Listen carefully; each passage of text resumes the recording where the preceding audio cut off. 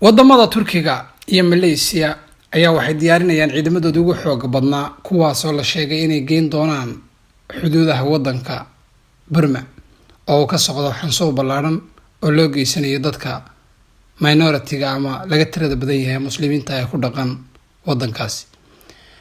Wadanka ay dariska yihiin oo dadkaas asal ahaan waliba ka soo jeedaan Bangladesh ayaa sheegay inaysan wax gacan ka geysan doonin caawinta dadka muslimiinta ah ee la soo barakiciyay.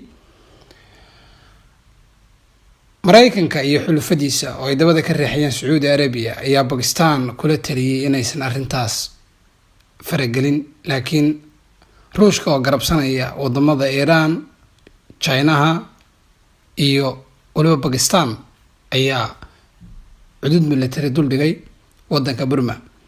Wadanka Burma oo isagoo qudhiisu cududiisa military ay aad u adag tahay, saaxiibo badan oo Asiana oo la madhab diimeed ah bundistaha la wadaaga ay ku hareeraysan yihiin ayaa isaguna dhinaciisa sheeganaya inuu iska difaaci karo awood kastoo kaga timaada wadanka Turkiga.